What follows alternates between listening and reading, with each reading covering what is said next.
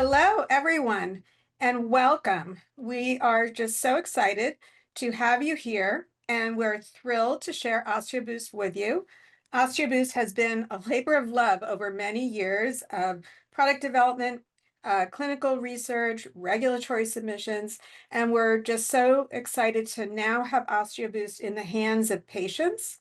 Our topic today is how to build better bones with Osteoboost. And let's get started with some introductions. My name is Laura Yeeses, and I'm the CEO of Osteoboost Health. And I am joined today by my colleague, Dr. Michael Jasma. Dr. Jasma is a founder and an expert in bone cell biomechanics and vibration science. And then we're also joined by Dr. Pamela Peak, who is our Chief Medical Officer and expert in women's health, menopause, and longevity. And we are also very fortunate that in addition to our internal team, we are supported by an extended clinical team of expert researchers, literally sort of the leading lights and top researchers in osteoporosis treatments. So our agenda for today is, of course, we're going to start with a bit of an overview. What is the cause of bone fragility? And then talk about what is Osteoboost. Dr. Jasmer will cover the science of vibration therapy and the results from our clinical trial. I will give a demonstration of Osteoboost, talk about ordering, and then we'll have plenty of time for Q&A. And Dr. Peak is going to start us off as a clinical expert talking about why this is important and about our bones. Hi, everyone, and welcome. So, why do our bones get so fragile? Let's have a look. It's two words right off the bat. Aging and menopause are the primary drivers. Now, you should also know there are other reasons why we have issues with our bone density, which include medical conditions, medications, and lifestyle that also accelerate bone density loss. So keep that in mind. But when you get back to aging and menopause, let's look at bone growth. You know that early in life, up until about the age of 25 or so, we're growing bone and we reach that peak bone density sometime between 25 and 35. And then we have a slow, steady bone loss until the rapid bone loss that takes place around the time of menopause, highly associated with the changes that are taking place in our sex hormones. And after the age of 65, there's a steady bone loss. You are not alone. Bet you figured it out by now. There are 64 million people in the United States that have low bone density. It's 4 times more common in women than men. 1 in 2 women over 50 will fracture in their lifetime. This is why early intervention is so terribly critical. We want to reduce fracture risk for women. So this is kind of a great summary slide. When you look at normal bone density prior to menopause, you know your T-score is going to be in the positive range. But right around time of menopause, many women experience osteopenia or the beginning of a decrease in that bone mineral density. Now, it's during this time of osteopenia or lower bone density that 52% of all fractures take place in women over 50. And so this is the time when you really want to make an impact. Now, once you reach osteoporosis, and you all know that the T-score is minus 2.5 or so, you find here that 18% of all fractures in women take place over 50. And during this osteoporosis time, that again, women need to be right on top of the reduction of fracture risk. Continue. So how do we prevent bone loss? Well, you all know that calcium and vitamin D are absolutely essential, but all by themselves are not enough. High impact exercise and resistance training are absolutely critical because they provide that mechanical loading, that pulling on your bones and continuing to work your muscles. This is really important to improve bone density. Walking is not enough. We need so much more, and that resistance training is especially important. But at the end of the day, many of us cannot safely engage in high intensity exercise. So we need something else. Introducing Osteoboost. Mike? Thank you, Dr. Peak. Osteoboost is a 360-degree solution for bone health. It includes the Osteoboost device, a mobile app, and an online exercise program. The Osteoboost device is a prescription medical device that provides targeted vibration therapy to the bones of the spine and hips, the bones that are most at risk for life-altering fractures. Osteoboost is the first and only non-drug therapy approved by the FDA for the treatment of low bone density. The device is worn low around the hips with the vibration pack positioned against the sacrum bone, which is just above the buttocks. Osteoboost is a daily 30-minute treatment that feels like a mini massage for the lower back. It's also a smart device. It has embedded sensors that are used to calibrate the dose of vibration to ensure that Osteoboost delivers a therapeutic dose for you during each and every treatment session. The Osteoboost app can be used to set treatment reminders, track your device usage, and track your daily calcium intake. The Osteoboost system also includes a science-based online exercise program that has been designed to strengthen bones and muscles, improve balance, and reduce fall risk to provide further protection against bone fractures. Osteoboost uses a patented combination of vibration frequency and amplitude to mechanically stimulate bone cells and prevent bone loss. The vibration is gentle and safe, and clinically proven to reduce bone loss. Osteoboost is wearable, so it's very convenient.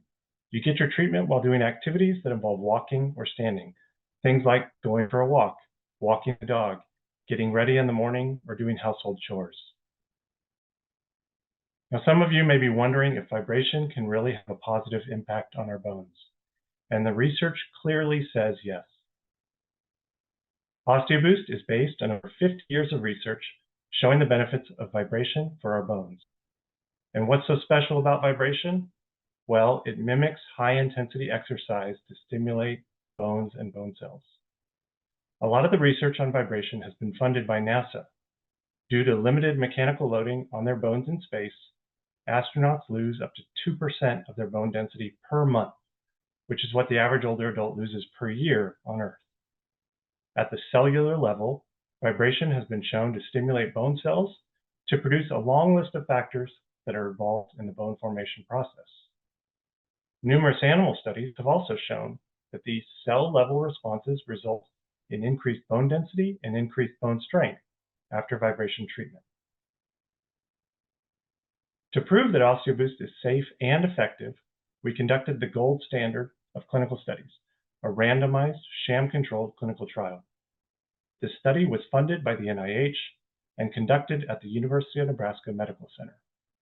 We enrolled 126 postmenopausal women with osteopenia as diagnosed via a DEXA scan. These women were randomized to receive one treatment for 12 months, either the real Osteoboost device that provided vibration therapy or the sham or placebo device that was the same as the real device except it did not provide vibration. Each participant was given her device to use at home and instructed to use it at least 5 times per week. For the analysis of results, participants who averaged only 3 or more sessions per week over the 12-month study were included in the analysis. Osteoboost's effectiveness was proven for bones in the spine and the hips. First, for bone strength, Osteoboost provided an 83% reduction in the loss of bone strength in the spine. As you can see in the figure on the left, Osteoboost, shown as the purple bar, provided the significant benefit over placebo, shown in the pink bar.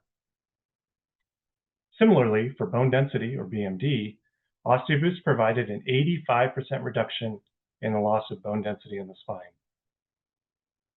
Osteoboost also provided a 55% reduction in the loss of bone density in the hip. Here's the bone density curve that Dr. Peak showed us before.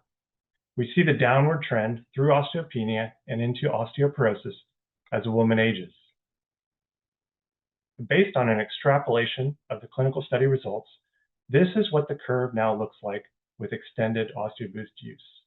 So as you can see, Osteoboost has the potential to prevent osteoporosis altogether, and we all know that prevention is the best medicine. In our clinical trial, Osteoboost had excellent safety profile, and participants found it easy to use and incorporate into their daily schedules. If you're interested in learning more about our clinical trial, the study has been published as a full manuscript in the journal JBMR Plus, and you can find it at the link shown here. I will now pass it over to Laura for a demonstration of the device.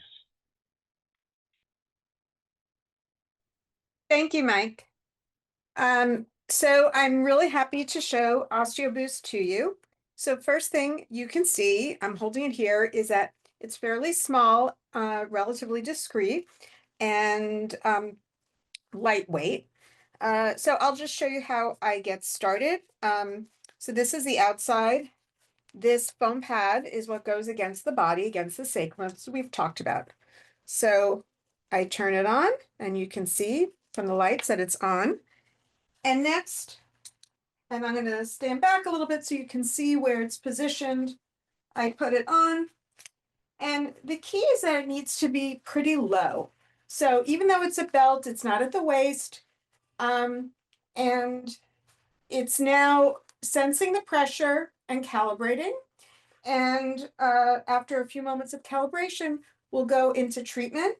And as Dr. Jasmine spoke about, there's accelerometers in the back and over the hip and pressure sensors. And these are designed to make sure that the treatment, the optimum therapeutic treatment, is delivered to the hips and lumbar spine. And you can see here that it's, as mentioned, worn sort of low on the back. And you can wear it for 30 minutes, as close to daily as possible. You need to be upright. You can be walking around, doing chores, something that is not super vigorous or a lot of bending, but really easy to incorporate into daily activities. I suggest keeping it in a place that's convenient where it'll help you remember. And like I said, most patients have found it really easy to incorporate, that it feels good, and it will help your bones. So let's continue.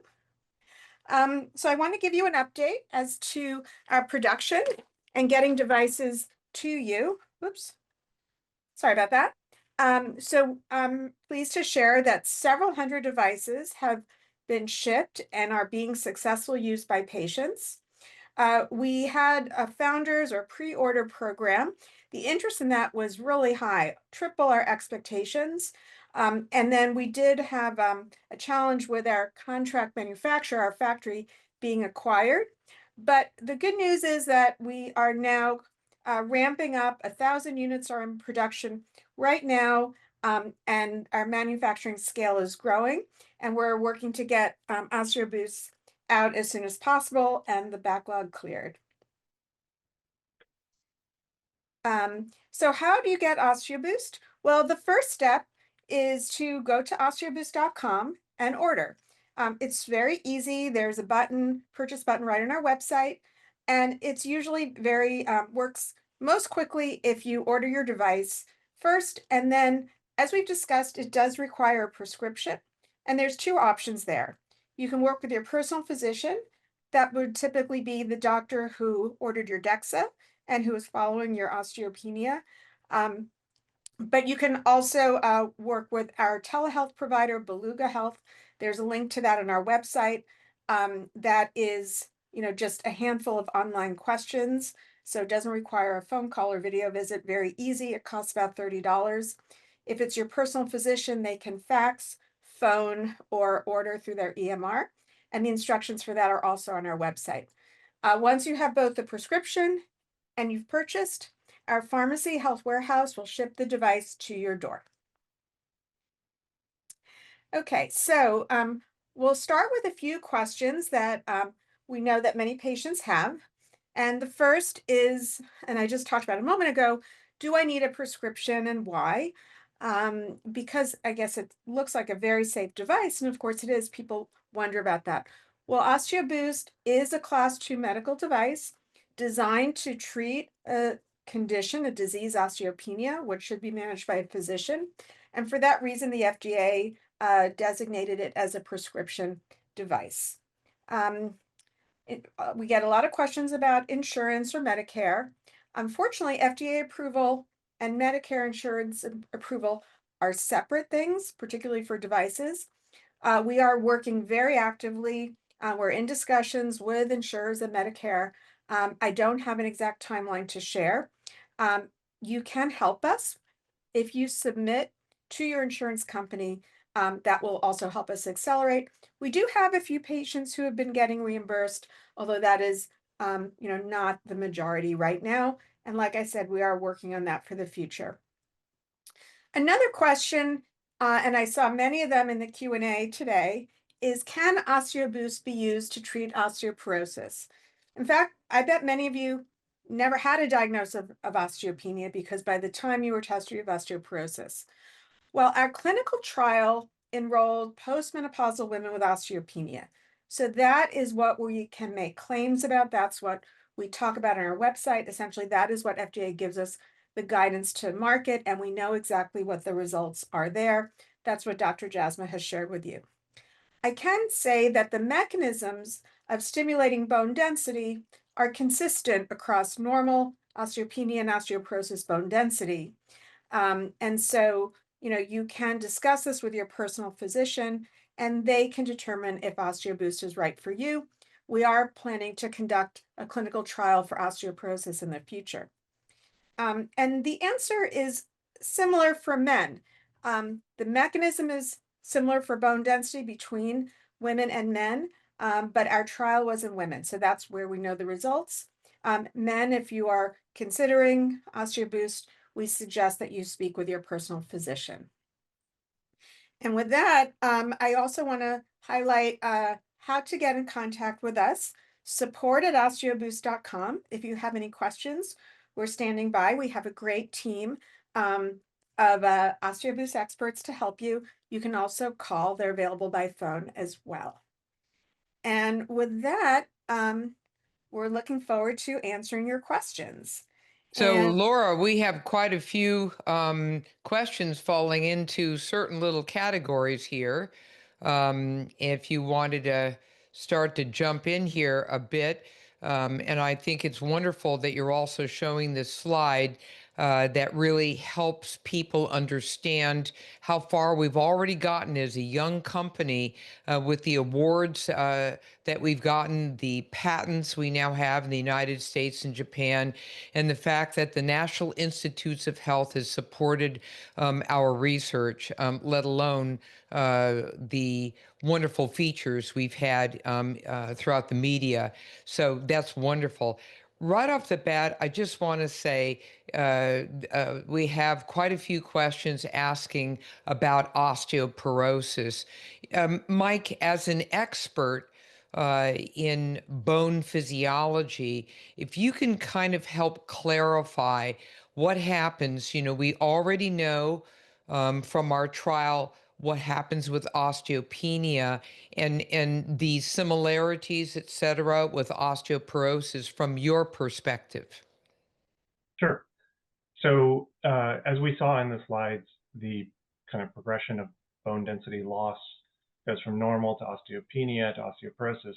So it's kind of a continuum in kind of one disease process. So the mechanisms are consistent, as Laura talked about. The bone cells are consistent. The ways that bone cells are stimulated with mechanical loading is consistent. So we expect that Osteoboost will have similar benefits across the bone density kind of continuum. Like Laura said, we studied postmenopausal women with osteopenia, so that's what we have clinical data on to date. But we do recommend that you discuss with your physician if Osteoboost may be right for you. Mike, can you talk about the safety that we saw in the trial, the safety results? Yeah, I just briefly touched on an excellent safety profile. In the 12-month study with 126 women in the study, we saw no device-related serious adverse events. So, in any clinical study, you're constantly asking the people that are in the study, are you experiencing anything that you think is not, any conditions? And we record those and we track those. And serious adverse events are, as the name implies, they're more serious things that occur. There were none that were deemed to be related to the device. So an excellent safety profile overall. Yeah, And a lot of questions about future clinical trials. There is a link on our website for that if you'd like to sign up. They're not active right now, but hopefully soon. Laura, I want to emphasize something. I'm kind of speed reading here as we have over 100 comments or questions. Um, when you discuss this with your provider, whomever that individual may be, it is up to the provider to assess your situation, read our study, understand the science. If you go to our newly upgraded website, which has much more content now, the provider can read all of this and become knowledgeable. And that provider will make a decision. If you have osteoporosis, the provider may end up making a decision to go ahead and prescribe Osteoboost. This is completely up to the provider. So I just want to make sure you understand that. And keep in mind that this is brand new science for providers, and they're just now seeing this beautiful study that accompanied the FDA clearance trial. So just hang in there and be very conversive with your provider about this. Most of you may know more about it in many respects. Yeah. All right.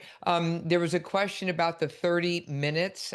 Can you break it up? Absolutely, you can break it up. You could just turn your device on and off if you're interrupted, or if you want to do 3 sessions of 10 minutes, whatever. But the most you can do is 30 minutes, and you're in a standing position. So the standing, walking, being physically active, as Laura said so well. And let's see. I'm going to Re- throw a question go, to Mike because I wanted him to talk about this. There's a few questions. Does it just slow loss or can you build bone? That's an excellent question. So the results we showed in the slides are the average response for all the participants in either the vibration group or the sham group. Of course, there's a range of responses among those participants in the study. And for the vibration group, about a third of the patients saw improvements in bone density, improvements in bone strength. And on average, it was just a slight reduction. So, but a meaningful, clinically meaningful, statistically significant benefit over the placebo, the sham group. So yeah, we did see that it builds bone density, it builds bone strength, and the more you use it, the greater the benefit you see. So we set a bar before the study of needing to use it at least 3 times per week on average to be included in this analysis. So that's a pretty low level. We recommend using it daily. And indeed, in the study, those who used it more than 3 days a week, like 4 days or 5 days, saw increased benefit. So basically, with vertebral bone strength, for every additional day they used it per week, they saw an additional 0.5% benefit in their bone strength. There's a question here that I think is important because many women may be on estrogen. And the question was, would this work with the estrogen? As many of us know, our providers, the OBGYNs, family practitioners, and others are recommending estrogen to be able to augment bone building during osteopenia as well as osteoporosis. We have not done any trials yet actively adjunctive with any kind of either osteoporosis medication or with estrogen. But this is up to you and your provider to discuss. The way we look at the Osteoboost medical device is that it is adjunctive and complementary to whatever you're doing, and you work with your provider in adding that into your strategy going forward for bone management. So two quick questions. One is, can we watch the presentation again? We will send a link to the recording. You can watch it again. You can share it with friends. It will be also posted on our website. Questions about the price. When you go to our website, you can see the self-pay price is $995. That's reduced from our future reimbursed price of $1,500. And could we address the app? There's a number of questions here about, do they need to use the app? What does the app actually, add to this? Mike, do you think you can hop on that one? Sure, happy to. So the app is optional. You can run the device without the app. We see the app as an added benefit. Like I talked about, you can set treatment reminders, so notifications like you would with any other app, just to remind you to use it every day. You can track your treatment through the session. You can also track your use over time, so you can look at, graphs showing how much you've used in last week, last month, things like that. You can also log your daily calcium intake, so you can track, just like your Osteoboost use, your calcium intake. And your DEXA, And you right? can put your DEXA scores in as well. And we're adding functionality as we go, so stay tuned for more to be added. Yeah. But the app is there to basically be an aid to you and to give you a more comprehensive way to deal with bone health, to handle your bone health. So, but it is optional. If you have the DEXA uploaded to the app, several questions I just saw were, how do you measure success? Well, you're looking at your DEXAs right now. That's what we're using as the gold standard. Clearly, over the course of the future, there may be other ways of doing this, but right now that's what it is. So you follow those T-scores over time. So some questions I see about the manuscript for the link. It is on our website under the sort of research area. So there's a link directly to that. And also on our website is information that you can share with your doctor. There is a specific healthcare provider section of our website. And of course, if you have trouble finding any of these or need help with materials, email us support@osteoboost.com. And a warranty, can you discuss the warranty, Laura? There is a 1-year warranty. We do expect that the device will last for many years. And once you buy it, you own it. And the exercise program that Mike talked about, 1 full year of the subscription is included with your purchase. And then optionally, you can renew that. Oh, there's a really good, interesting question. How does Osteoboost personalize the vibrations? That's a Mike question. Okay. So I talked about it being a smart device. There are two main sensors in the device that ensure a therapeutic dose with every treatment session. So it personalizes through that process. So there's a pressure sensor located against the vibration pack on the, measuring basically how tight the vibration pack is against the lower back, against the sacrum bone. And so there's a threshold that pressure needs to reach to ensure good contact between the vibration pack where the motor is producing the vibration and the user's skeleton. So we get good transmission. So that's the first step. The second step, where we really personalize it, is there's what's called an accelerometer, or a vibration magnitude sensor, located within the belt. It's located at the iliac crest. So for your hips, that's the pointy part sticking off to the side at your waist. And so at the beginning of each treatment session, the motor turns on, and that vibration sensor measures what is the vibration that's getting transmitted to your skeleton. There's a therapeutic dose range, and it will do some pulses to make sure that that vibration magnitude experienced by your bones is in that therapeutic range. Once that occurs, it'll go automatically into the 30-minute treatment session. So you don't have to do anything. You just turn it on, get it tight around your hips like Laura showed, and it automatically checks the pressure, does the calibration, and goes into treatment mode.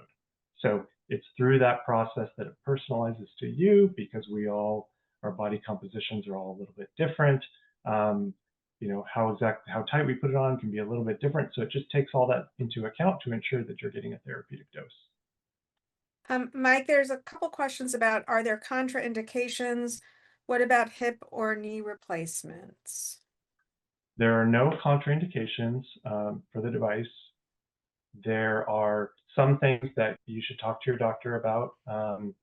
So hip and knee replacements, those are some. I saw something about neck fractures and spinal fractures, spinal fusions.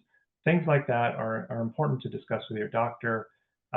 We generally recommend that things need to be healed, fully healed, whether that be through your radiologist or your surgeon confirming that things are healed and you can move forward.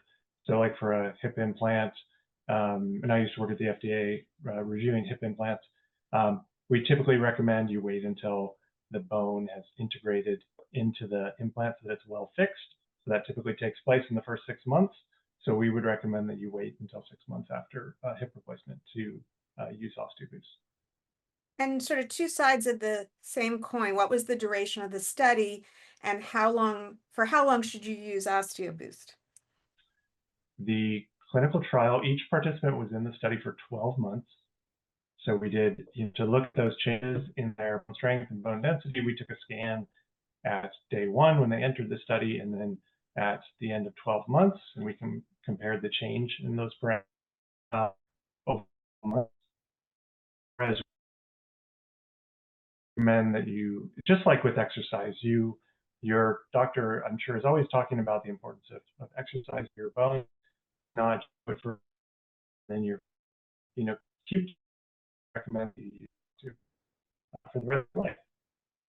There's also and this is very common. Someone may have osteoporosis in their lumbar spine and they have osteopenia in their hips. So, do they qualify? Again, it's very important to sit down with your provider and have a conversation about this. As Mike has made very clear, and as I've already said, this is really up to the provider to make that call. And in this case, I mean, certainly for the osteopenia alone, you would most definitely qualify. And with regard to the osteoporosis, that's up to the provider to write the prescription. Yeah. I see a question about how often should I charge? Can I charge too often? Should I wait until the charge is gone? And device batteries like phones used to have memory, so you wanted to wait till the charge was gone. You don't need to wait till the charge is gone. So probably every few days or once a week is a good idea. It should likely last longer. For me, where I keep my Osteoboost is where my charger is. So I find that to be a convenient way to remember, but the charge should work for several sessions. Someone asked a question about, can you travel with Osteoboost? I have had no problem going through TSA. As you can imagine, I do a lot of demonstrations, and so I'm constantly traveling with Osteoboost, and I haven't had any problems. But if you miss a few days of Osteoboost, it's kind of like missing your exercise. It's not ideal, but hopefully life is long and you can get back to Osteoboost and get back to stimulating your bones. There's another category, and that is a number of people have said, my doctor knows nothing about it. Do you have an information package I can share with my doctor? Are there sales reps out there? Why don't you address that, Laura? Yeah, so we do have an information packet on our website, and that's under the provider page. You can also send them or share the link to the manuscript. There's also a white paper, which is kind of a high level, shortened version of the manuscript that Dr. Jasma wrote. So you can share any of that with your doctor. We are just starting to hire sales reps, but we are exhibiting at the Endocrine Society conference next month. We're presenting an abstract there. We presented our original pivotal trial results also at the Endocrine Society conference. And so the endocrine community, and those are the experts, many of them are aware, and we're working hard to get the word out to primary care, internal medicine, OBGYNs. If you're having trouble finding a provider, email us at support. We might be able to point you to someone local. And I want to reiterate that we have the telehealth option available, which is $30, very quick and easy. It's all kind of web form based.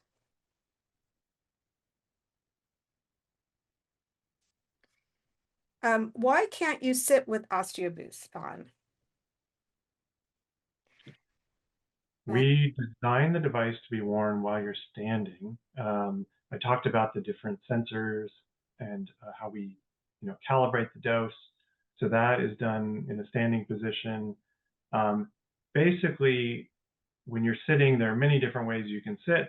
And so getting a consistent dose of vibration can be more variable and more challenging when you're sitting.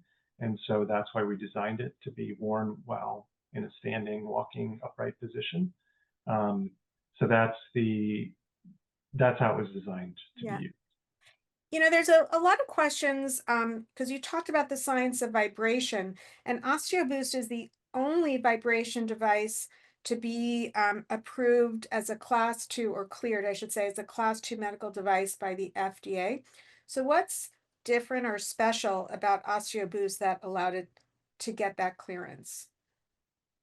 So to get approved by the FDA, you have to go through the process of being, submitting all of your data to the FDA. They go through a review process. I used to be on the FDA side of this. So for us, this Osteoboost was determined to be a class 2 device by the FDA, which requires a heightened review over a class 1 device. And part of that process, there was no other device like Osteoboost on the market. So we had to go through a special process for a class 2 device called the de novo process, which is a much more rigorous process through the FDA, requires clinical data. Typically, we had to do our 12-month clinical study to get through. So they scrutinized the data, and it took over a year to get them to get to the point where they approved the device.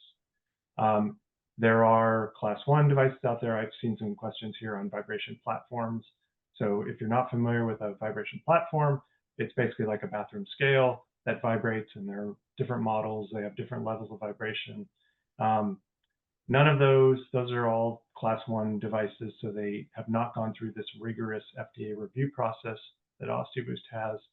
They have not been determined by the FDA to be safe and effective for the treatment of low bone density. Osteoboost has. So those are some of the key differences between Osteoboost and other medical devices, other class 1 vibration platforms, as far as the FDA process goes. Another thing I'll say just about the vibration platforms, Osteoboost is based on the same kind of vibration science that those devices are.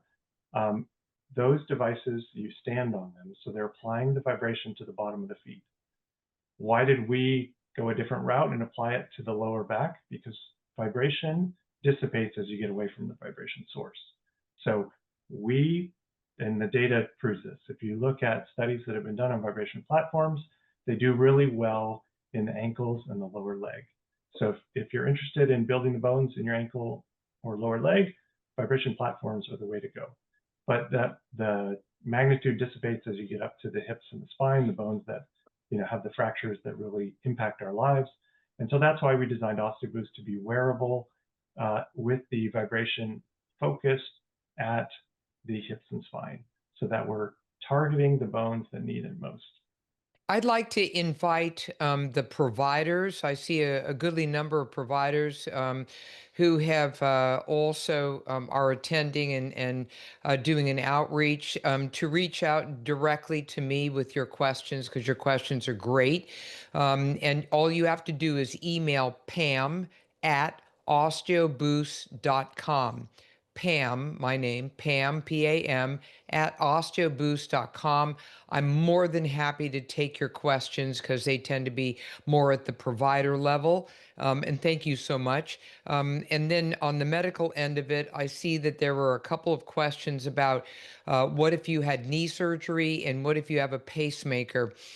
Clearly, with the knee surgery, as Mike alluded to, you absolutely have to make sure you are healed. So your orthopedic surgeon needs to tell you the magic words: you are fine now, you can walk, you have good balance, you could do your thing. And then make certain they know that you're going to be utilizing the Osteoboost belt. Always have a conversation with your providers no matter what. With regard to the pacemaker, it is essential that you have a conversation with your cardiologist.